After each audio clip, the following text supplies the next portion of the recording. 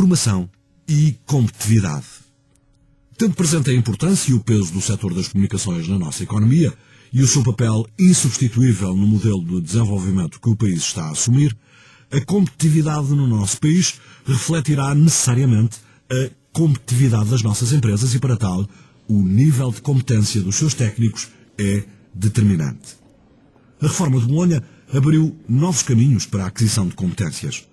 As empresas buscam técnicos com requisitos específicos. Será que as instituições de formação têm capacidade de resposta para estas exigências das empresas que buscam vantagens competitivas?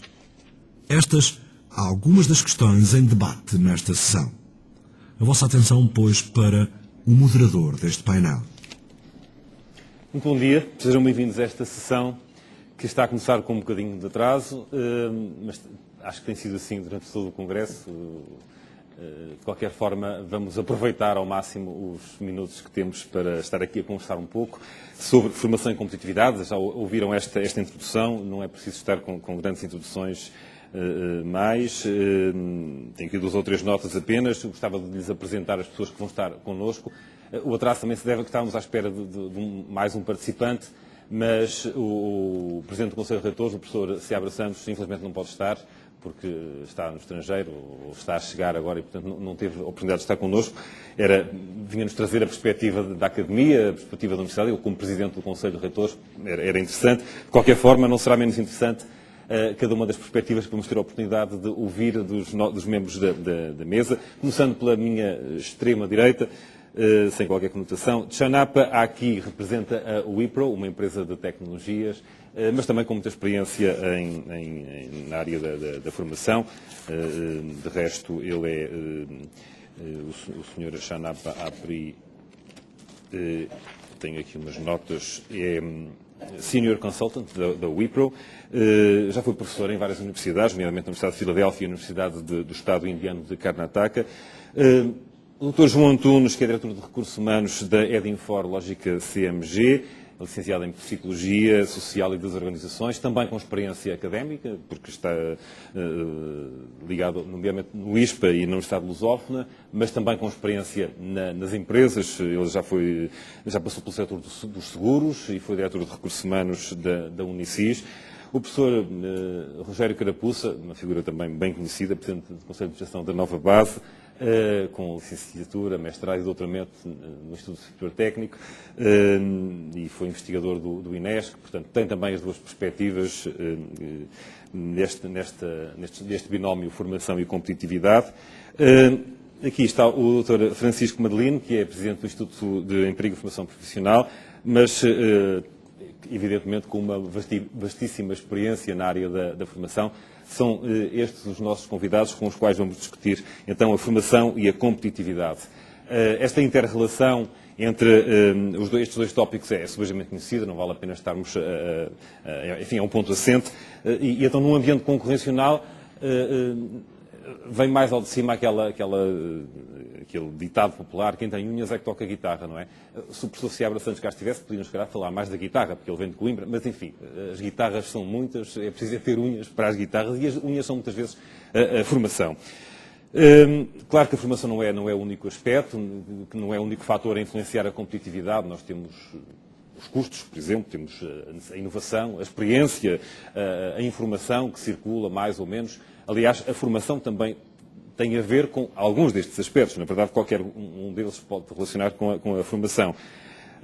A formação visa, ao fim e ao cabo, garantir as competências da qualificação profissional e tem formas muito diversas. Nós podemos abordar isto pela formação contínua, aplicando aquele conceito do lifelong learning, a formação ao longo da vida, a formação para os trabalhadores, mas também para os desempregados.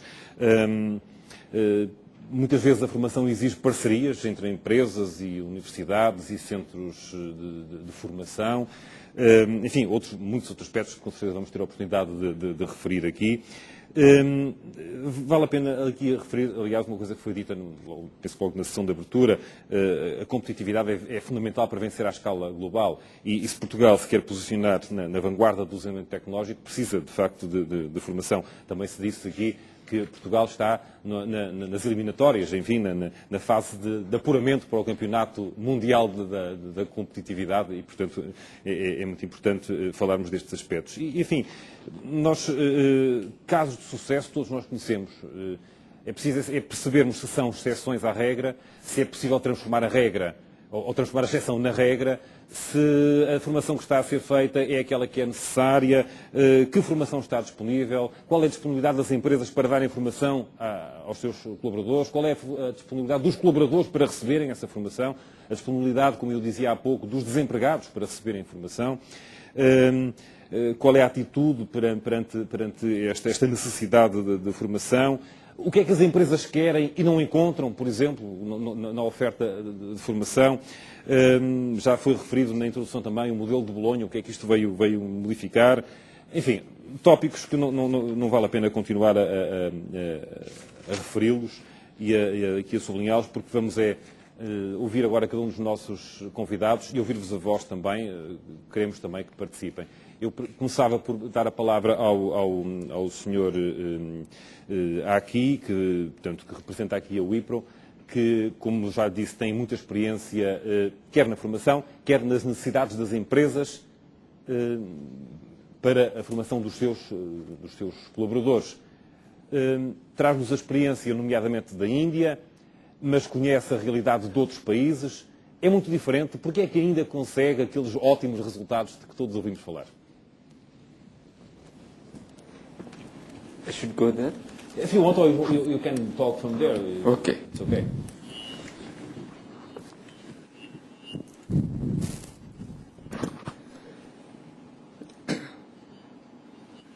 Lot of disturbances here. I should remove this. Okay.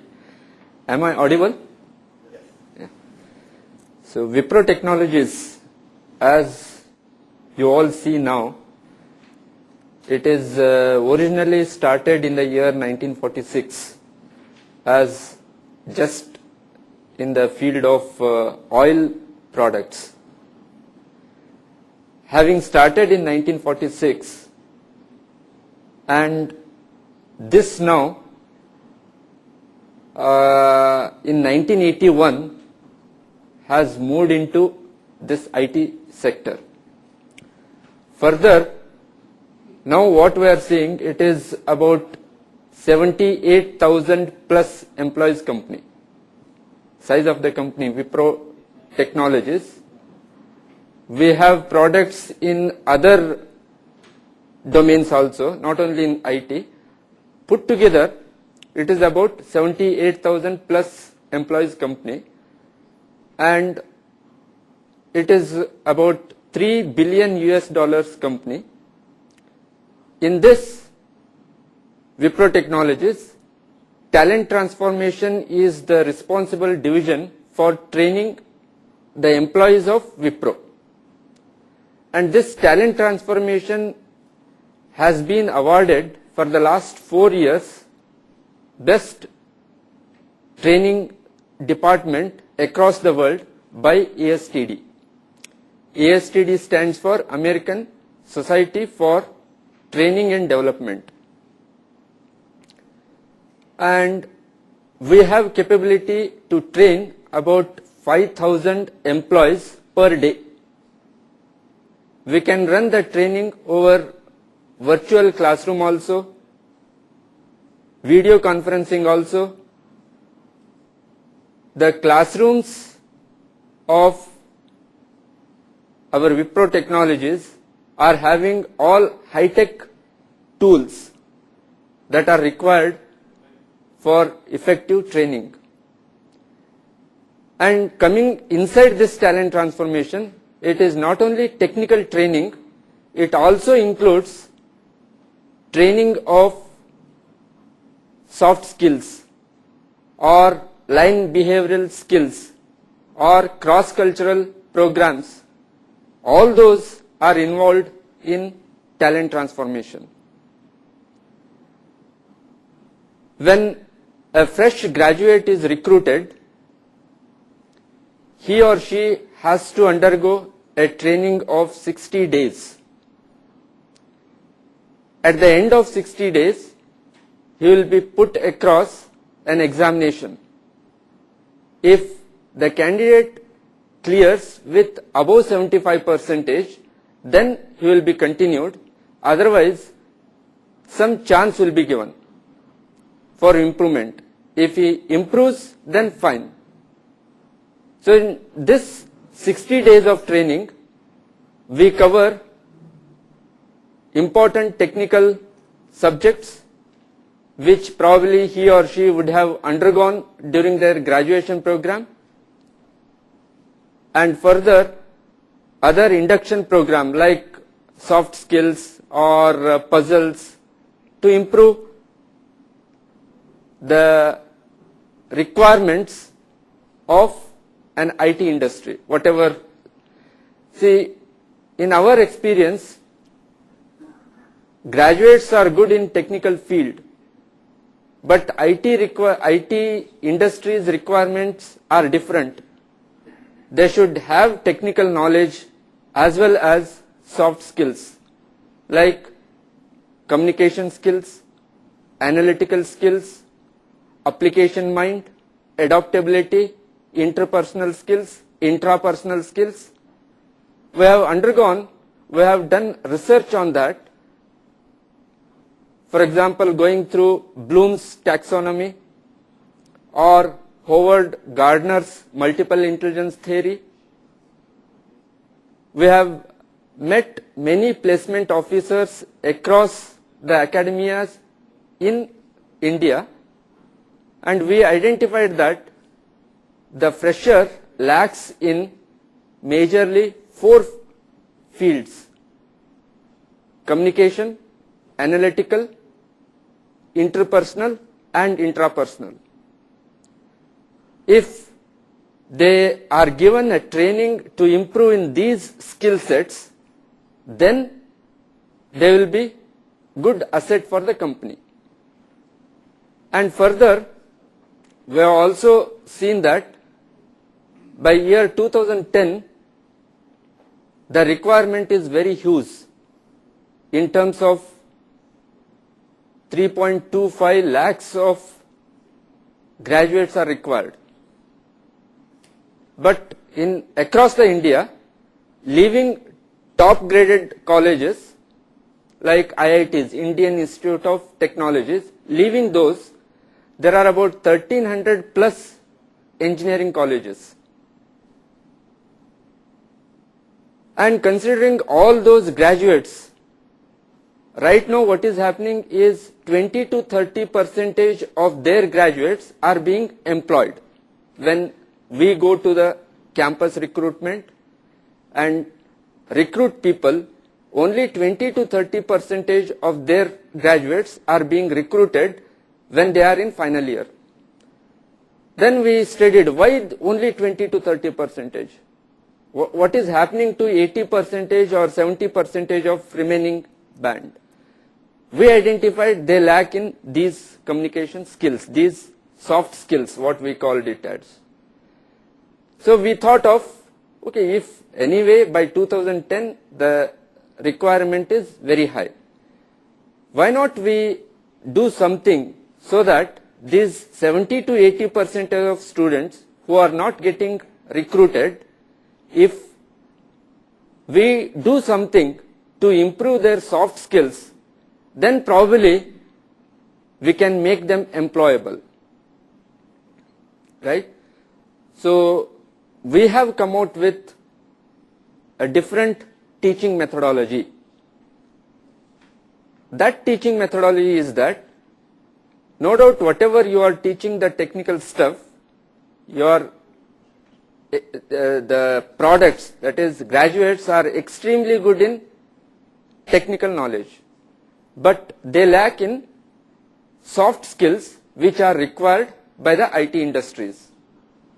Hence, instead of going the traditional way of teaching, why not we change that teaching methodology? How? Then, instead of just a teacher teaching students, why not teacher plays the role of facilitator?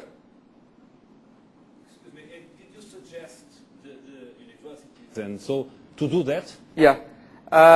Here is a constraint because syllabus we cannot change. Examination pattern we cannot change. Examination schedule we cannot change. These are all controlled by their independent bodies. We cannot change it. But the existing syllabus, the existing schedule, right, can be utilized as it is. We train the faculty to adopt new methodology. So our objective is to train about 10,000 faculties across India over the 3 years of period. So this year we need to complete 1,000 faculties, and next year 3,000, next 6,000. That is the objective. okay, I'll come to you later. Vamos voltar a esse assunto daqui a pouco para vermos esta relação das universidades com as empresas, normalmente com empresas que se dedicam à formação ou que também têm estas componentes de formação. Eu gostava de ouvir o João Antunes, que também tem, portanto, vem da área da psicologia também. O senhor aqui falou da necessidade de outras competências, nomeadamente na comunicação, nas relações interpessoais. Como é que sente essa necessidade também? Como é que isto se pode jogar e como é que se joga cá em Portugal?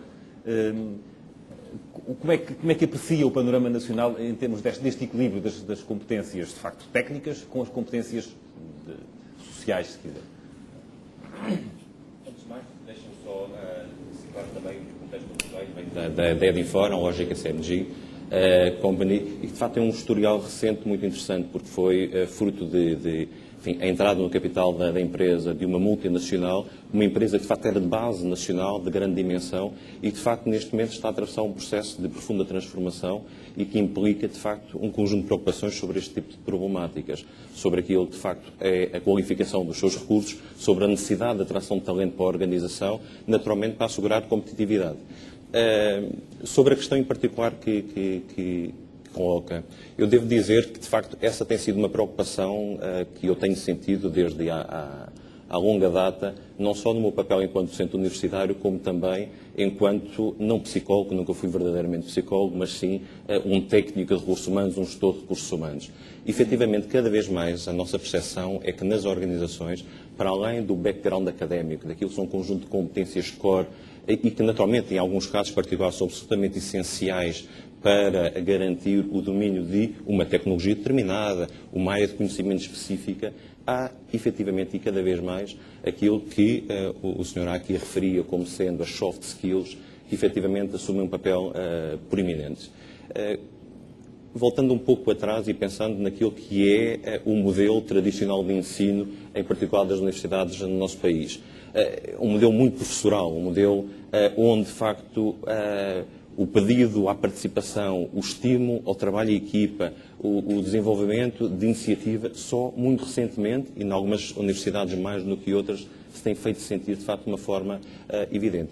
Daí que, numa ótica de empresa, e quando estamos efetivamente à procura do talento para a organização, para além, de facto, de procurarmos identificar aquilo que são as competências técnicas necessárias para o desempenho de determinado tipo de funções, na atração do talento e no processo de seleção que tipicamente desenvolvemos, há um enfoque muito claro na identificação daquelas competências que efetivamente se ajustam àquilo que são as necessidades dos dias de hoje. E essas necessidades passam por alguns dos tópicos, algumas das competências referidas já aqui, e que passam pela flexibilidade, capacidade de adaptação a contextos de permanente mudança, pelas capacidades de comunicação, enfim, há pouco comentávamos, antes de iniciarmos esta sessão, de facto, de um forte constrangimento que ainda no nosso país sente relativamente à mobilidade e, de facto, enfim, este princípio da flexibilidade é algo absolutamente essencial e devo dizer que creio que tem, enfim, pelo menos eu tenho sentido isto de uma forma muito, muito sensível ao longo destes últimos anos, com a proliferação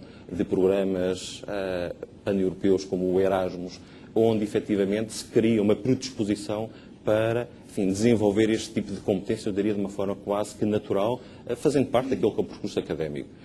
Nós, muito recentemente, na Edinfor, desenvolvemos um programa de graduates, onde efetivamente, enfim, de uma forma muito, muito focalizada, procurámos atrair umas dezenas de recém-licenciados finalistas para a nossa organização.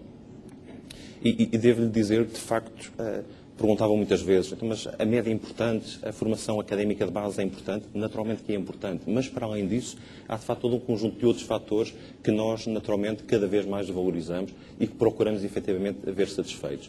Porque Mas isso deve ser garantido pelas universidades ou não? Ou acha que é mesmo assim? As universidades dão essa... Universidades e sim, as escolas dão essa formação de base técnica e depois o resto vem a seguir? Ou deve ser integrado e pode ser integrado?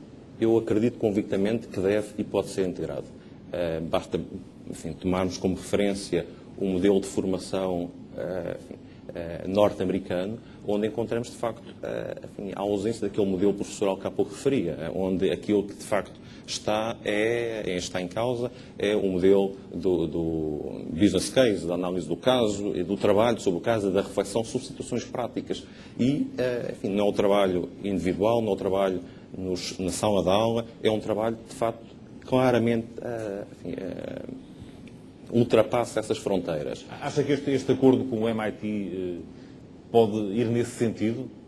Eu espero bem que sim, mas independentemente do acordo, que obviamente pode ser uma alavanca que acelere este processo, nós já encontramos muito bons exemplos, creio eu, em algumas das nossas universidades, enfim, que naturalmente têm enriquecido os seus currículos, têm vindo, de facto, a fomentar proativamente que os alunos enriqueçam o seu currículo com experiência internacional, que enriqueçam o seu currículo com enfim, outro tipo de atividades extra académicas, chamemos assim, como enfim, a participação em programas de voluntariado, porque de facto são vias que desenvolvem enfim, uma polivalência, uma flexibilidade, uma capacidade de adaptação a contextos de permanente mudança que, no nosso entendimento, são absolutamente essenciais.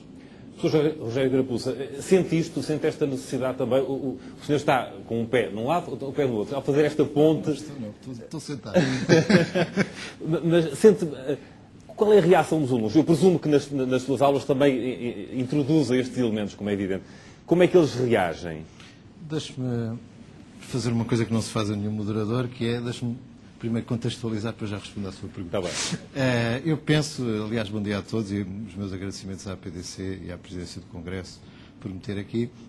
Deixe-me ser um pouco revolucionário. Eu penso que nós não sabemos, os Estados hoje não sabem ensinar a próxima geração dos chamados nativos digitais. Ou seja, os próximos alunos, aqueles que hoje têm menos de, diria, 10 anos, são completamente diferentes, vão ser completamente diferentes do que aqueles que estão hoje com 20, com 30 e do que nós próprios fomos e que foram as gerações anteriores. São pessoas que nascem com a tecnologia, em que a tecnologia é uma coisa natural e garantida, em que a comunicação é constante, em que as pessoas trocam mensagens a propósito de tudo, segundo a segundo, e que estão em rede constantemente. São pessoas que percebem que o mundo é diferente, que há línguas diferentes, que há meios tecnológicos diferentes, não entendem porque é que uma coisa não se pode fazer às 5 da manhã, porque todos os serviços que eles conhecem que estão online estão 24 horas por dia, não têm hábitos de espera, esperar 1 minuto é muito tempo, porque o tempo de latência que a tecnologia hoje nos oferece é desse tipo, e por isso são pessoas completamente diferentes e nós não sabemos, o sistema de ensino, e não só o português em geral, não sabe ainda ensinar pessoas dessas. E essas pessoas estão a aparecer. Portanto, este é um problema para o futuro que temos que começar a atacar já. E não é um problema que se coloque a nível das universidades, é um problema que se coloca a nível mais cedo. Portanto, desde cedo, nas universidades e nas escolas. Estas pessoas vão, e as pessoas que vão habitar este nosso mundo, que hoje é tão diferente daquele que era, não há 100 anos atrás, mas há 5 anos atrás, são pessoas completamente diferentes. São pessoas que funcionam em rede naturalmente e isso exige respostas do ensino diferente. O método de ensino que nós temos tem variado pouco ao longo dos séculos.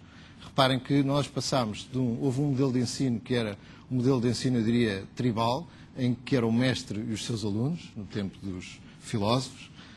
Depois passámos para um sistema de ensino que é o atual, que é um sistema de ensino hierárquico e partindo do conceito de broadcasting, ou seja, o professor fala, os alunos ouvem e tomam umas notas, e nós passamos tecnologicamente para sociedades em rede. E o ensino hoje ainda é hierárquico. E, portanto, nós temos que desenvolver novas competências a partir da escola, que são competências de resolução de problemas complexos, de procurar informação onde ela está e conseguir sintetizar o que é essencial, de trabalhar em conjunto e desenvolver coisas, projetos em conjunto. E o sistema de ensino, a sala de aula, a forma de avaliar, a tecnologia que está presente, a forma de ensinar, têm que ser completamente diferentes. Dito isto, eu acho que nós não estamos preparados ainda para estes novos nativos digitais e essa deve ser a primeira prioridade. Estamos hoje numa geração de transição. E nessa geração de transição, aquilo que a gente verifica e verifica hoje nas universidades portuguesas, embora eu neste momento não esteja a dar aulas, é o facto de que as universidades portuguesas são, em geral, tecnicamente boas, os profissionais que saem são competentes tecnicamente, começam a ser em número maior, o número de pós-graduados, doutorados, etc., tem aumentado muitíssimo nos últimos 10, 20 anos e, no entanto, faltam, de facto, algumas capacidades a essas pessoas para entrar no tal mundo em rede, porque elas não tiveram não foram expostos a essa nova forma de funcionar nos anos em que passaram pela escola primária, pela escola secundária e depois pelo ensino superior. Portanto, há coisas que, de facto, eu não lhe chamaria só soft skills, porque dá uma ideia de que aquilo não é muito importante, mas eu chamar-lhe novas literacias, novas capacidades, novos skills que as pessoas, de facto, têm que ter, que é como funcionar em rede, como trabalhar em conjunto, como falar as línguas que for preciso, encontrar a plataforma que for preciso para resolver um determinado problema, e isso vai obrigar, de facto, as empresas a procurar dar esses skills às pessoas quando as contratam. E por Mas isso não é mais fácil, então, as empresas, dentro de 2, 3, 4, 5 anos, isso vai ser fácil, porque vêm as novas vagas já dos nativos digitais. Então, as empresas despedem os que lá estão e contratam novos. Não, penso também que estou não. a ser, já que é para ser revolucionário, então... não pode ser essa a visão, senão a gente começa-se a reformar aos 20 anos. Já agora, os nativos digitais têm hoje menos de 10 anos, porque aqueles que têm 20, quando nasceram, ainda não havia telemóveis generalizados, ainda não havia internet. Portanto, estamos a falar de pessoas que têm hoje menos de 10 anos e esses vão, do meu ponto de vista, revolucionar completamente o sistema. Quer o sistema de ensino, que vai ter que responder, quer as próprias empresas. As empresas são entidades grandes, têm que viver com as novas gerações que elas não estão neste momento ainda adaptadas a receber, sobretudo essa nova geração, mas têm que conservar aquelas pessoas que têm nos seus quadros e que têm um valor muito importante, que é o know-how que foi acumulado e a experiência que foi acumulada ao longo das gerações. Portanto, nós somos um misto de capacidades e de experiência. Uma coisa são as capacidades que a pessoa tem, outra coisa é a informação que tem disponível, aquilo que sabe fazer, os problemas que já resolveu, e isso está nas pessoas, naturalmente, com mais idade, e por isso é que eu espero que todos nós que estamos aqui nesta sala ainda possamos ter um papel a desempenhar nos próximos anos. Mas, indo ao assunto, eu acho que as empresas, de facto, têm que dar essa formação complementar, têm que, de alguma forma, transmitir e desenvolver esses skills que as pessoas não trazem de origem, e estão-se a organizar para isso. Ouvimos o caso da Lógica, o nosso é semelhante, e, portanto, estamos todos a trabalhar para isso, como é evidente. Muito bem. E no seu contacto, enquanto Presidente do Instituto de Emprego e Formação Profissional, com as empresas, acha que este posicionamento, esta atitude que nós vimos aqui, em termos da nova base e da Edinfor, é generalizado? Isto é, as empresas, de facto, percebem que é preciso dar formação às pessoas? Sim, muito obrigado. Também obrigado pelo convite. Eu acho que, quando pensamos um país, e nesta matéria em concreto, o país tem um problema de dimensão deste setor de vanguarda, se é assim que se chama, não é? E, portanto, é verdade que eu tenho a noção de que, até porque também estou ligado às universidades, que os profissionais portugueses que saem dessas universidades são bons, mas temos um problema de dimensão. E, em segundo lugar, temos um problema da capacidade do país em absorver esta vaga. Não é? Porque eu acho que um país aumenta a sua competitividade se tiver um setor de vanguarda que é extremamente forte, mas se o resto do país tiver capacidade de absorver aquilo que se passa nesse setor de vanguarda. Não é? Aliás, provavelmente esse é o problema de países como a Índia ou outros, ou seja, constroem praticamente setores duais, isto é, setores muito avançados, mas depois o resto do país não consegue acompanhar. E, portanto, nós temos nestas empresas que estão aqui a ser mencionadas fatores de sucesso e fatores e estratégias de formação muito avançadas, mas eu diria que nós temos dois problemas para resolver a este nível na sociedade portuguesa. Um primeiro problema é como é que, em relação à generalidade da sociedade, somos capazes de a fazer integrar a sociedade da informação com as características da população portuguesa que temos. E, portanto, por mais que estejamos à espera dos nativos, só para dar dois ou três números, nós temos uma população ativa de cerca, o que é ínfima relativamente ao nosso colega da Índia, né? Mas uma população ativa de cerca de 5,6 milhões de pessoas. Entra no mercado de trabalho qualquer coisa com entre 100 a 120 mil por ano. Nós precisamos de cerca de 45, 50 anos para renovar, não é? Para que seja renovada completamente essa população. E, portanto, um dos fatores é como é que introduzimos estes trabalhadores desempregados dentro de qualificações mínimas para absorver as tecnologias da informação. Acho que este é que é um problema extremamente importante. E como é que somos capazes de introduzir fatores de aprendizagem, novas metodologias de aprendizagem para pessoas que abandonaram a escola extremamente cedo e somos capazes de o introduzir. Estes cerca de, só para dar um número, 3,5 milhões de portugueses, 75%, que têm menos do 9º ano, que não têm o 12º ano, muitos deles, e como é que são capazes de introduzir estas novas tecnologias nestas novas dinâmicas dos tempos modernos. Depois há o outro público, este público de vanguarda, que eu diria que é preciso aumentar, e, em segundo lugar, é preciso aumentar esta relação, como já foi dito aqui, entre as empresas e aquilo que se passa do ponto de vista concreto. Eu acho que são dois problemas distintos. Um primeiro problema é como é que se dão qualificações polivalentes a pessoas que têm uma formação tecnológica forte e, digamos, têm esse déficit de relacionamento, quer interpessoal, quer de criatividade, quer de inovação para o negócio, etc. Isto é um problema. Mas um segundo problema que é diferente é como é que pessoas que têm formação tecnológica avançada e como é que as instituições que dão essa formação são capazes de estabelecer ligações com as empresas e analisar casos efetivos e ser virada para resolver esses casos. Eu acho que em Portugal... Qual é que é a atitude normalmente do Instituto de Emprego?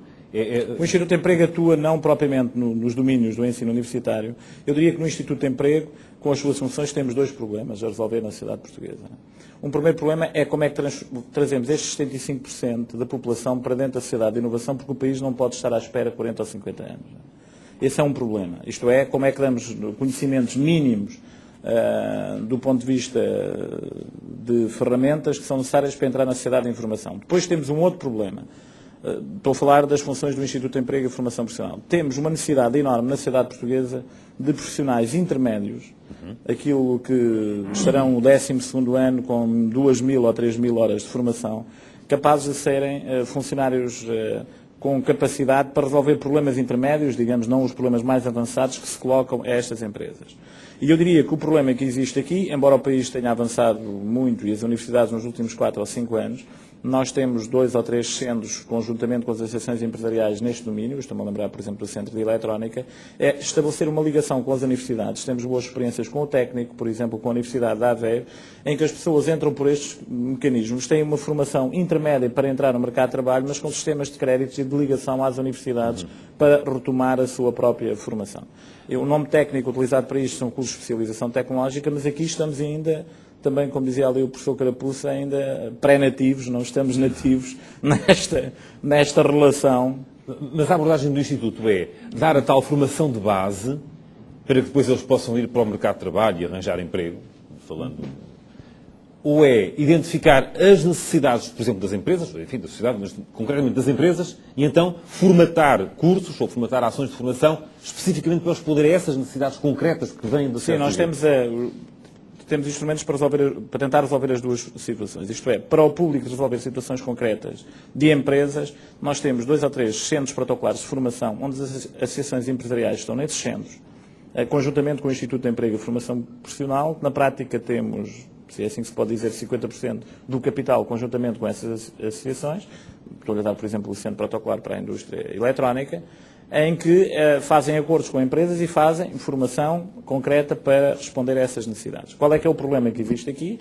É o problema de, neste triângulo, Instituto de Emprego, associações setoriais e universidades, desenvolver esta rede e tornar, digamos, mais densa esta rede. Estamos ainda numa fase muito embrionária. 2 ou 3 universidades, temos também um centro, conjuntamente com a Auto Europa, a Siemens e a Vulcano, que se chama ATEC, também para estes domínios do cruzamento do setor automóvel com a indústria da eletrónica e das telecomunicações, mas é necessário desenvolver aqui mecanismos que permitem passagens entre a universidade para dentro da formação e da formação para dentro da universidade e ligações entre a universidade e as empresas e estes próprios centros. Quer dizer, há este problema em concreto na sociedade portuguesa que é preciso aumentar esta densidade. Depois, para os públicos desempregados e com baixas qualificações, nós estamos a introduzir, como é conhecido, há em Portugal um programa Novas Oportunidades, que é extremamente ambicioso para envolver cerca de 1 milhão de portugueses neste programa, em que a formação base em tecnologias de informação é dada em todas as formações, até com um programa inclusive conjuntamente com o Governo e algumas empresas de telecomunicações, de criar mecanismos de facilitação de aquisição de computadores. Não é? Ora, este público é extremamente difícil, porque partimos de uma base muito baixa relativamente àquilo que se passa em termos europeus. Portanto, 65% dos europeus, por exemplo, têm o 12º ano, o que é o oposto completo em Portugal. Portanto, temos este problema. E depois levantam-se os problemas que eram ditos aqui de metodologias de aprendizagem. Nós estamos a tentar introduzir, precisamente com o problema que estava a falar o professor Carapuça, relativamente àqueles que têm no 9º ano e àqueles que têm no 12º ano, de introduzir uma disciplina, se é assim que se pode chamar, de metodologias de autoaprendizagem, precisamente de utilização dos computadores e destas pessoas serem capazes de, em ligação com o computador e com toda a informação que funciona, terem mecanismos de autoaprendizagem. No fundo é isso que estava a dizer o professor Carapuça e que levanta desafios novos a todos aqueles que ensinam. Por exemplo, eu vou à universidade e apresento uns PowerPoints e debito informação, quando não é isso o principal desafio, já que a informação está toda na net, é a capacidade de sintetizar e de analisar e passar para uma fase posterior. Digamos que são os novos desafios que se colocam nos processos de aprendizagem portanto, é isso que estamos a introduzir, mas é muito difícil quando estamos a trabalhar com públicos com qualificação inicial muito baixa. Toda a teoria do capital humano diz que quando as pessoas têm qualificação baixa, dificilmente voltam, digamos, a processos de aprendizagem. E este é que é o desafio, trazê-los a processos de aprendizagem e utilizando metodologias, digamos, interativas entre a informação que existe e a capacidade deles de as utilizar. Aquilo que eu digo é que é difícil, mas também temos tido experiências extremamente positivas da forma como pessoas com níveis de qualificação extremamente baixos entram nas novas tecnologias. Não é? Muito bem. Isto é para ser uma conversa entre nós todos, portanto, se algum dos membros da mesa quiser contradizer, complementar alguma das intervenções que já houve, estejam à vontade para isso. Mas eu queria também que houvesse questões do lado da assistência, portanto, da assistência, não é assistência, não são assistidos, estão a participar. E, portanto, se alguém quiser fazer-me sinal, queira colocar alguma questão concreta que possa ser respondida por alguém, estejam à vontade. Vasco.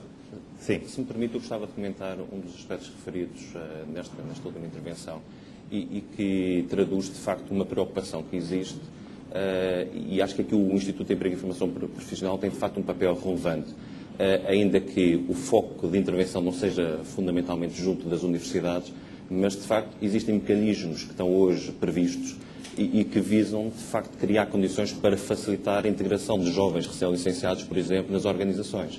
Eu devo dizer que a minha experiência nesta matéria, de facto, demonstra uma clara necessidade de se agilizar esse tipo de processos. Os processos são extremamente burocráticos, e exigem e requerem demasiado tempo e eu tenho de experiência recente, são meses para ter uma resposta relativamente ao deferimento ou não de um estágio, um estágio dito profissional, que de facto seria uma forma de facilitar precisamente a penetração de jovens qualificados, altamente qualificados, no mercado de trabalho. E, portanto, é apenas deixar esta observação, porque de facto sinto claramente que é algo que, enfim, o Estado tem a obrigação de agilizar e de criar mecanismos que efetivamente sejam facilitadores e que incentivem esse tipo de práticas e que não criem constrangimentos, que é aquilo que nós temos estado a sentir, enfim, de um lado das empresas. Muito bem. Tínhamos aqui uma questão à frente, faz favor. Vem o microfone, sim. Obrigado. Não é bem uma questão, é um testemunho. Sou administrador de uma empresa que tem 15 mil pessoas, não é? E em que a taxa de 12º ano é diminuta. Portanto, é um assunto claramente que nos preocupa. Mas é um testemunho, e isto é interessante, nós, como dizia o Pedro, nós no Matos ontem, a ética das intenções, vamos à ética da responsabilidade. E nós tentamos impor uma ética da responsabilidade. O Raul Mascarenhas, que está ali muito caladinho, e eu, aqui há 1 ano e meio, fizemos o escândalo de impedir qualquer entrada nos CTTs sem o 12º ano. Foi um escândalo, quase com comunicados de sindicatos contra, evidentemente moderados, porque também não podiam meter-se mais, porque o acordo da empresa dizia 9º, portanto, grande escândalo. Mas a verdade é esta, As coisas correram, nós temos conseguido arranjar pessoas com o 12º ano, salvo na Ilha do Corvo e em Porto Santo, porque aí a hotelaria, no caso de Porto Santo, vai colher os mais jovens, etc., mas são casos muito pequenos. Agora, o interessante disto é o seguinte, nós lançámos na certificação das novas oportunidades, portanto, é uma das empresas uma das empresas, digamos, que tem isto, e nas primeiras 2 semanas tivemos 1.500 inscrições para o 12º ano. Portanto, houve aqui uma relação de causa e efeito e, obviamente, a vontade também das pessoas aumentarem o seu skill. E já agora, grande parte dessas pessoas vão ter os tais computadores de tal programa. Portanto, há aqui, digamos, também um estímulo que é preciso a empresa também, digamos, permitir isso e fomentar isso. Para já. Muito obrigado. Isto levanta a questão da dimensão da empresa. O senhor aqui também tinha referido o seu caso concreto. É uma empresa de grande dimensão. Como é que acha que se pode transportar esse modelo para empresas de pequena dimensão? Porque em Portugal, 98% das empresas são pequenas e médias empresas. Como é que uma empresa pode resolver esse problema de dar formação aos seus funcionários sem descuidar o funcionamento normal da empresa? Okay. Training a freshers, you mean? Training the fresher?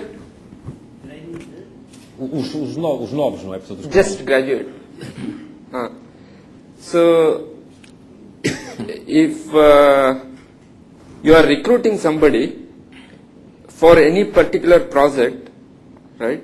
So you can, considering the project requirement, whatever is required, that training can be given. Since it is a small company, so only whatever is required for that training, for that project, can be trained. Because in Wipro, domain readiness program is also there, which is coming under talent transformation. If at all any project has come to Wipro, we form the team, and then that team may be taken from other team members. Earlier they may be working, for example, in GSM, and since that project is over, that member is moved to this new project, which may be in CDMA, but he doesn't know about CDMA. So what we do for that new team, we gave domain readiness program, which is regarding CDMA technology, maybe 2 days program. Other soft skills and communication skills, all those he has already, right? So whatever is required for the project, we train in that. Maybe 2 days or 3 days program. If the project requirement is very urgent, maybe in 1 day also we can give that training. So that is how we do in Wipro.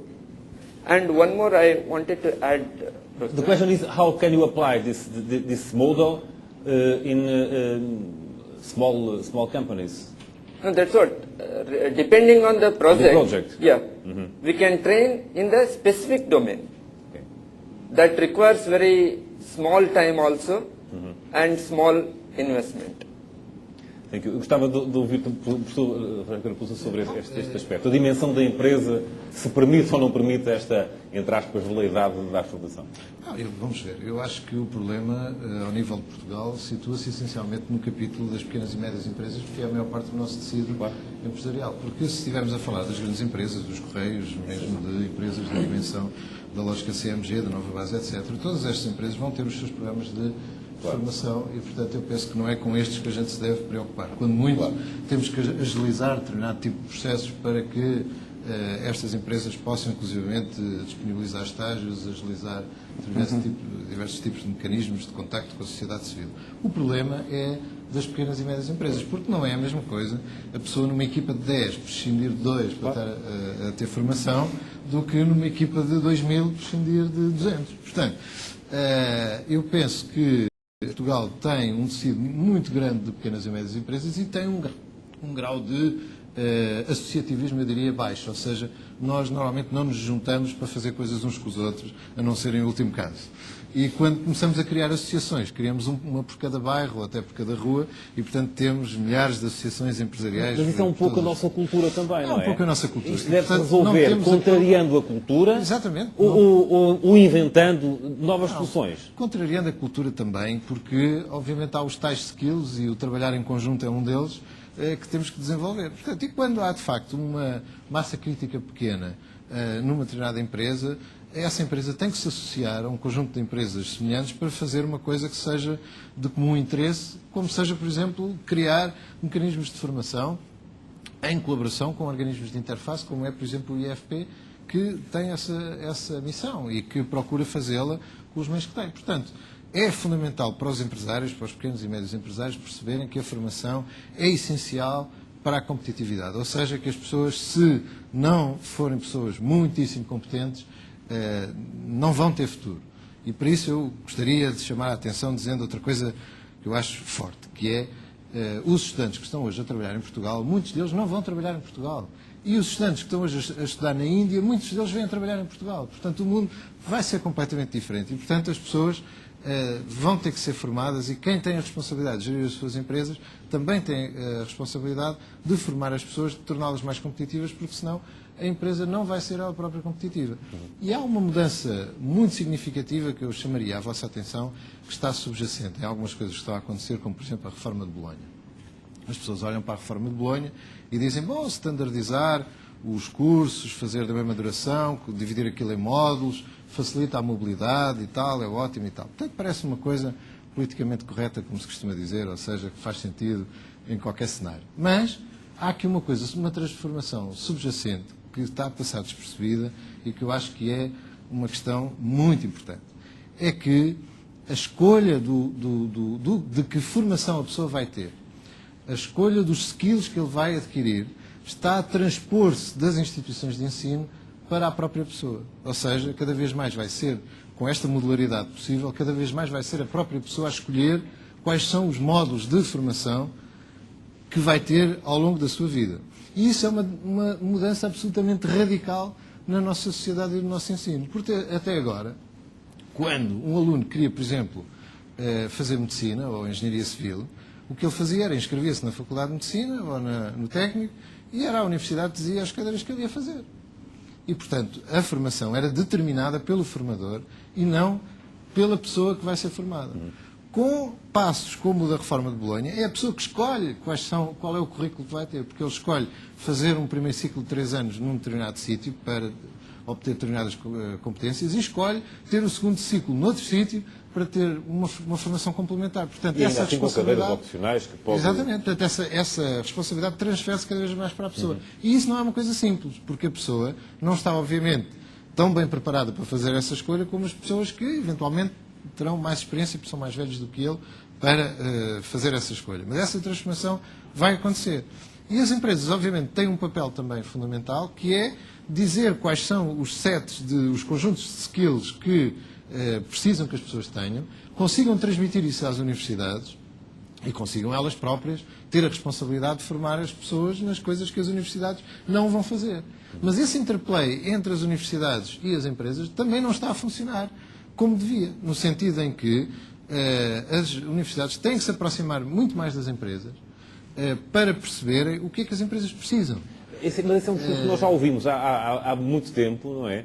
E que depois só vemos aqui ou ali um caso interessante. Por exemplo, sei lá, estamos aqui no âmbito da APDC, eu peço desculpa por este desafio, mas a APDC pode ser uma plataforma para fazer essa aproximação, por exemplo.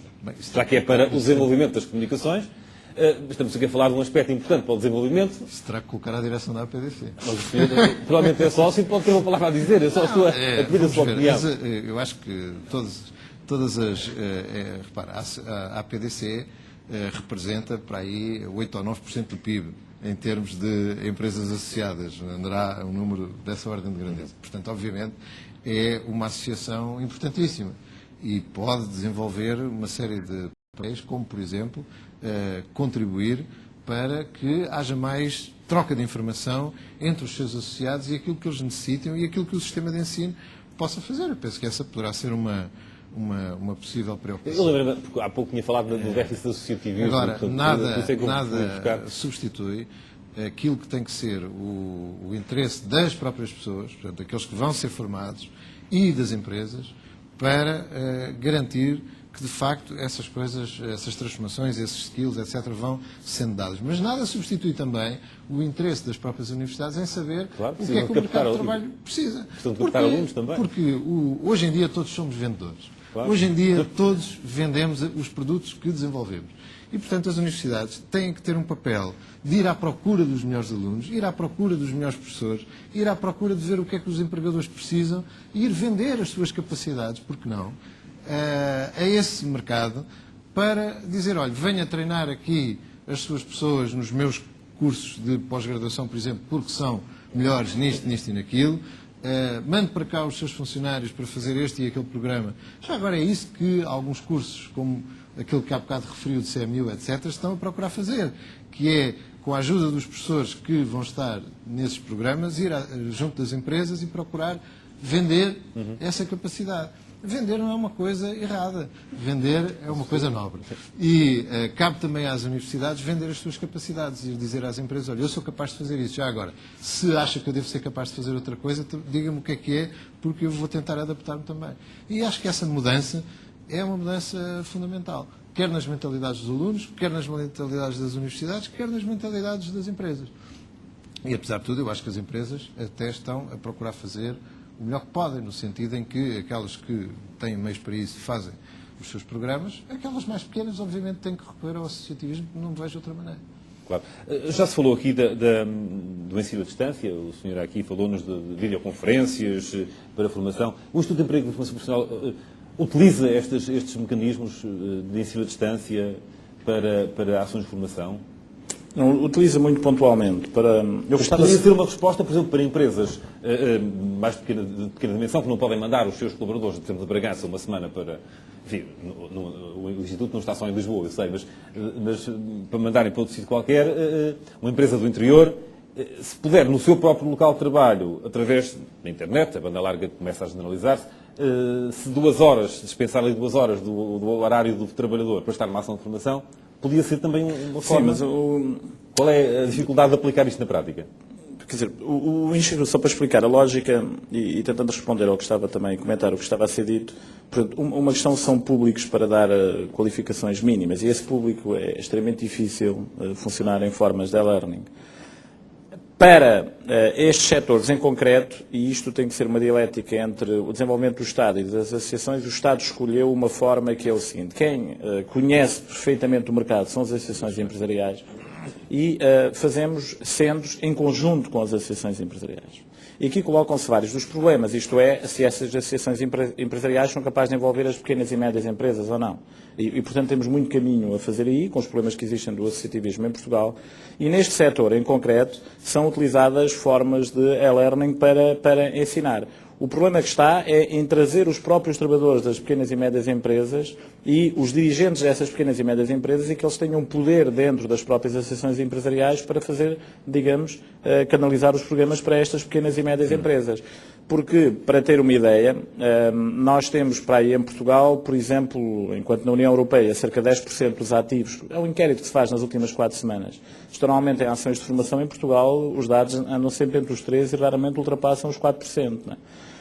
E, portanto, é extremamente importante que o Estado facilite, mas também haja o entendimento nacional de que investir é um papel fundamental da empresa e não apenas do Estado, nem basicamente do Estado. Não é? Porque, no fundo, é esta a teoria do capital humano, isto é, a formação nos recursos humanos é um investimento que é feito pelas próprias empresas. Mas só também para comentar o que foi dito aqui, eu reconheço que, em relação a muitas das situações que colocam em relação ao programa de estágios, nós temos cerca de 20 mil jovens em termos anuais pagos pelo programa de estágios, que existe muitas vezes uma dificuldade dos recursos humanos de aprovarem os projetos no tempo oportuno.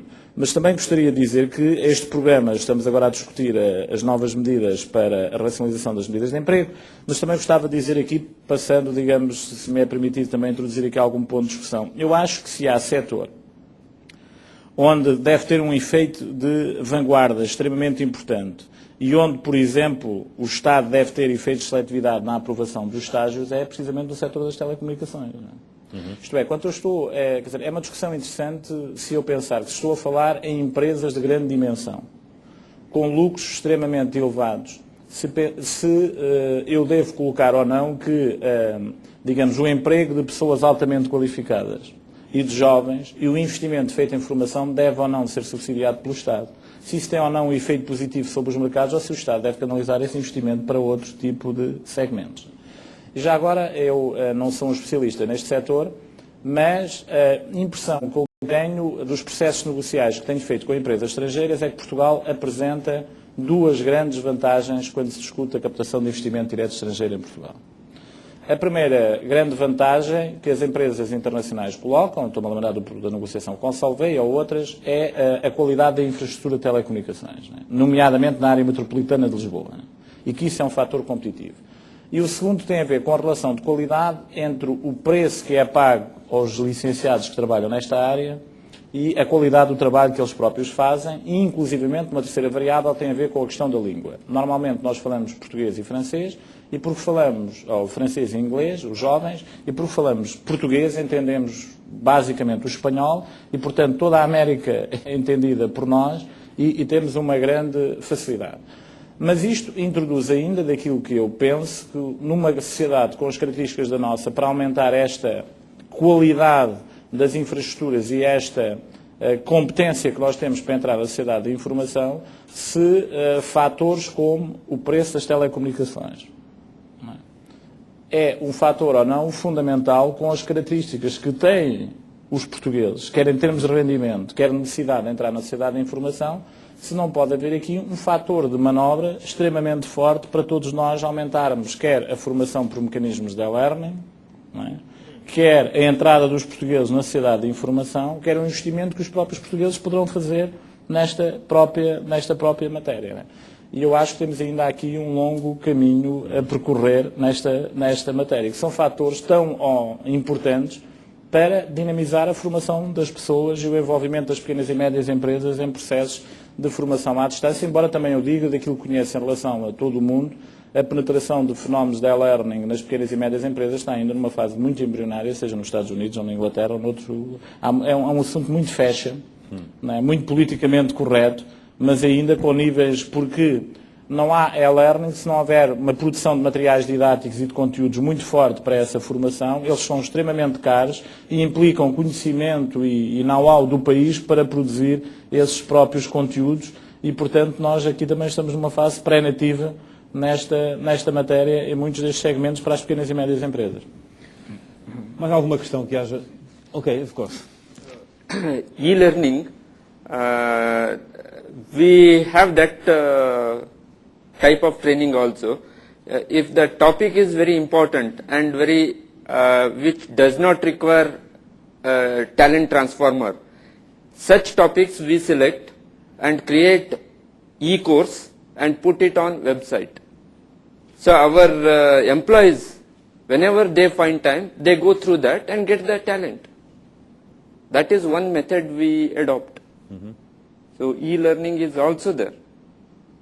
And it's available only for the employees of the company? Yeah, that is. You are right. Ok. Temos aqui uma questão, por favor. Já agora, aproveitando o tema do associativismo que aqui estava a ser falado, o meu nome é Rui Santos e sou presidente de uma recente constituída Associação de Profissionais de Customer Service e Contact Centers e, de facto, um dos nossos grandes objetivos é credibilizar a atividade e a profissão e acreditamos que muito isso será conseguido através da qualificação dos profissionais. E, por isso, uma das áreas de iniciativa que estamos a desenvolver é exatamente fazer a ponte entre empresas e universidades e outras instituições de formação. Esta experiência é recente e, desde já, algum do feedback que recebemos dos nossos associados, nós estamos a desenvolver muito uma atitude dos associados procurarem desenvolver ou credibilizar por si próprios e assumir uma atitude responsável e não estar à espera que as coisas lhes caiam do céu. A verdade é que temos tido desde já 2 tipos de feedback que gostava de partilhar convosco. Um deles é, de facto, uma dificuldade em compatibilizar do ponto de vista do horário a exigência que têm nas empresas com disponibilidade para ir à procura de formação e ter essa mesma formação e também sentirem que, do ponto de vista das empresas, há cada vez maiores constrangimentos orçamentais e, portanto, aquilo que se calhar aqui há 5 ou 6 anos existia com alguma à vontade, começa a ser cada vez mais reduzido. E gostaria de partilhar convosco estas 2 conclusões e ter, de alguma maneira, o vosso feedback. Muito bem. Eu queria... Há uma pergunta aqui também, mas depois tinha aqui mais uma coisa para... Se é que ainda temos tempo. Obrigado. Só 2 notas muito rápidas. A associação, uma vez foi aqui chamada à colação, tem 2 programas, um com a Universidade Católica, outro com o ISEG, mas que obviamente servem apenas uma pequena elite, digamos, em pós-graduação nas áreas. Voltando ainda ao associativismo, uma pequena nota. O associativismo tem funcionado muito bem, desde os tempos da Associação da Voz do Operário, das associações que deram formação ao longo do país e ainda hoje continuam a dar nos domínios da informática, até nas corporações de bombeiros. O associativismo empresarial provavelmente tem tido um déficit, porque há um déficit de gestão dos próprios gestores dessas pequenas e médias empresas na compreensão da formação. Portanto, o associativismo em geral tem funcionado bem. O associativismo empresarial talvez menos bem. É verdade que nós agora estamos aqui a pôr o acento na dificuldade das pequenas empresas, mas nós também encontramos médias e algumas grandes empresas onde nós, como consumidores, detectamos grandes falhas de formação, não é? Porque isto prende-se um bocado com a mobilidade de que se falou há pouco. A mobilidade é muitas vezes entendida como hoje estou a vender parafusos, amanhã estou a vender lingerie. E a formação, se calhar, é preciso ser diferente, porque se me perguntarem a medida do parafuso, a rosca para que lado é que é diferente de saber o tamanho da copa do sutiã, se calhar, não é? E, portanto, e daí... Penso que não.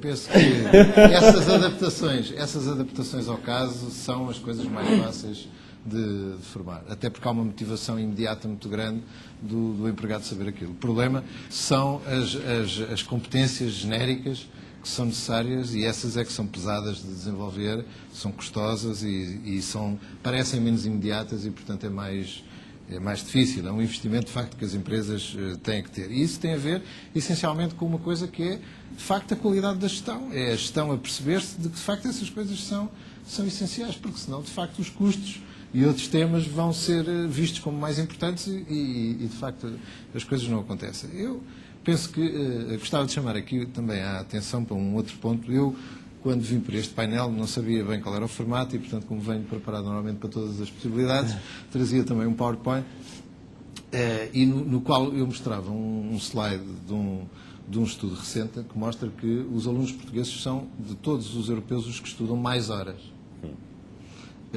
Já agora também os trabalhadores portugueses são, de entre os trabalhadores europeus, os que trabalham mais horas.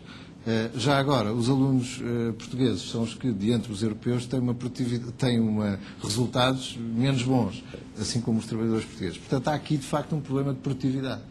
A gente gasta muitas horas para fazer menos coisas, ou menos boas coisas. E isso, do meu ponto de vista, é uma nota de que é preciso, essencialmente, uma transformação cultural. Porque há valores que têm que ser incutidos nas pessoas quando eles são jovens, que têm muito a ver com a produtividade. Por exemplo, porque é que as escolas portuguesas têm uma coisa chamada tolerância no horário? Que diabo, quer dizer, ou a aula começa às 8h30 ou começa às 8h40. Se a ideia é começar às 8h40, é uma mensagem culturalmente mais importante dizer que é às 8h40 e quem chegar um minuto atrasado tem falta, do que dizer que é às 8h30 e começar às 8h40. Portanto, estes hábitos de pontualidade, estes hábitos de rigor, não fazem parte da nossa cultura. A nossa cultura não é uma cultura de mérito.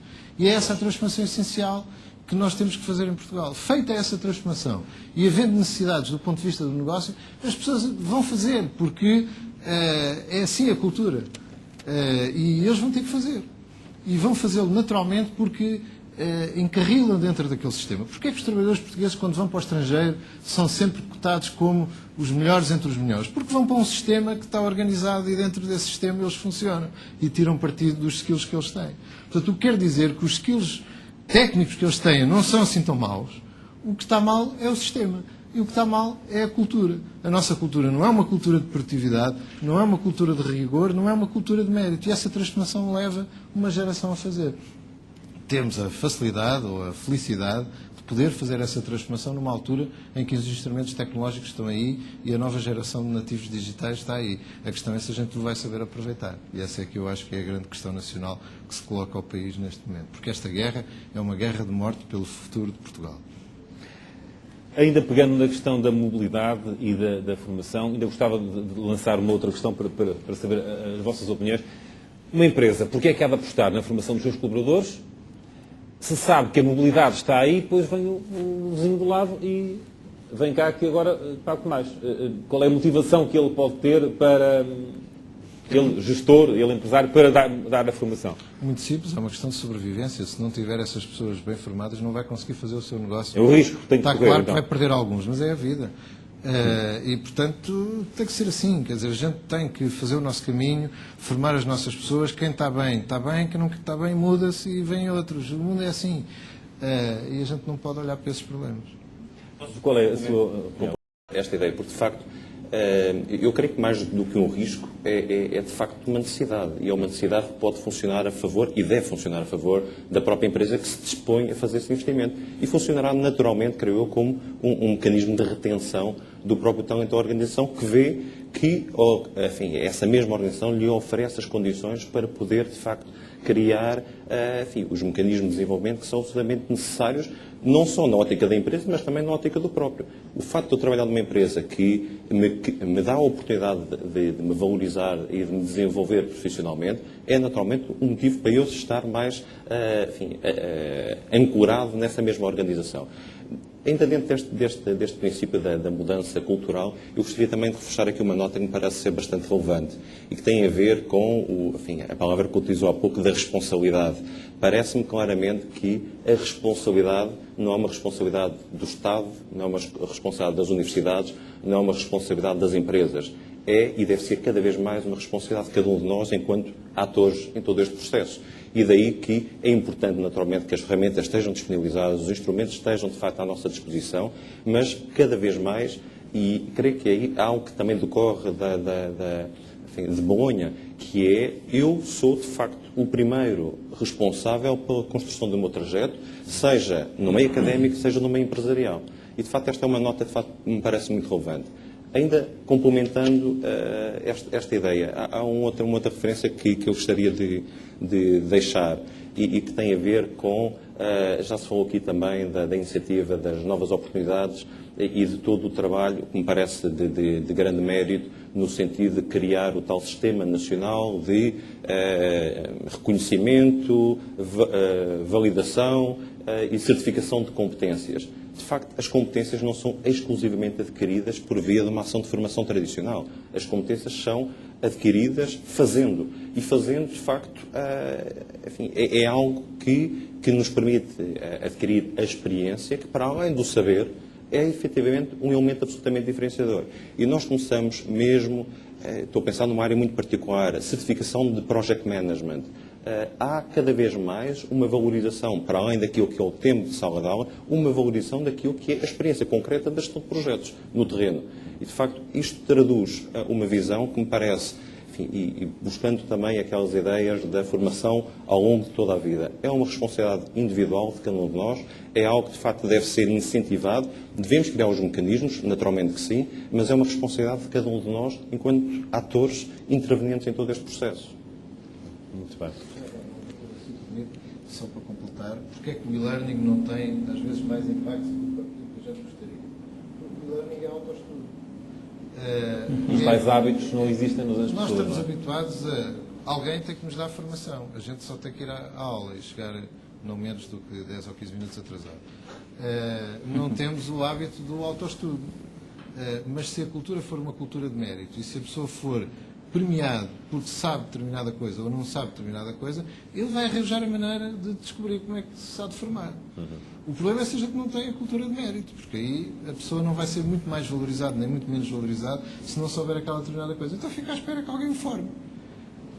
Esse é o problema. Portanto, a transferência dessa responsabilidade para a pessoa é uma característica essencial dos novos tempos e dos novos sistemas de formação. A transferência da responsabilidade para a pessoa.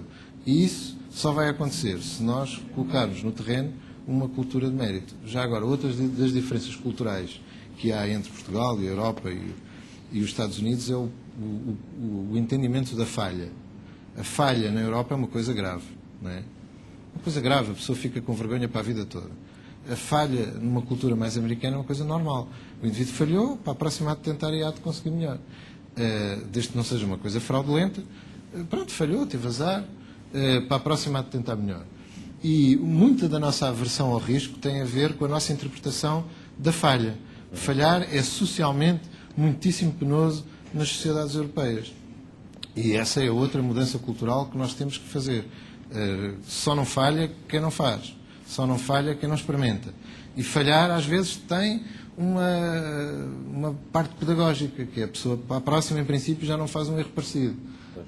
E nós temos muito esse peso da falha, não é? E, portanto, essa é outra diferença cultural que temos que ultrapassar. Queríamos então alguma coisa? Eu só diria que acho que, para resolver algumas destas questões, do que diz a minha experiência, nós temos que alterar condições objetivas, ou seja, podemos dizer e constatar, temos que mudar a cultura, etc., mas depois pegarem aspectos objetivos, como é que os alteramos, que traduzem essa realidade em questões recentes. Eu podia dar 3 ou 4.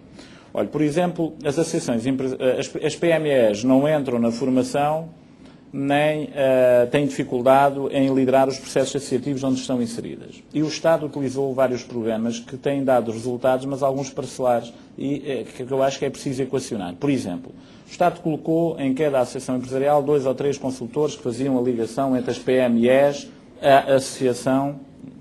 Por outro lado, o Estado subsidiou toda a formação. Primeira questão.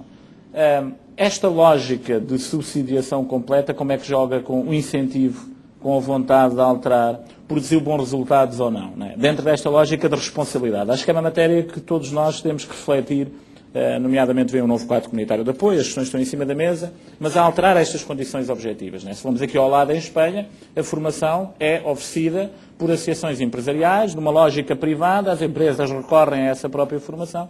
Como é que nós fazemos este phasing out progressivo de fatores de subsidiação para fatores de envolvimento? Segunda nota, por exemplo, que poderíamos verificar. Quando falamos das universidades, as coisas também se estão a alterar, como se alteram neste aspecto. As universidades não tinham qualquer relação com a procura. Quando faltou alunos, há uma mudança radical que está a ser feita junto das próprias universidades. Portanto, passou-se do paper genérico geral para a ter que resolver problemas em concreto da sociedade, porque senão a procura passou a ter uma ligação à procura. Eu acho que esta é outra realidade objetiva que tem que ter as alterações para que as mudanças culturais se manifestem.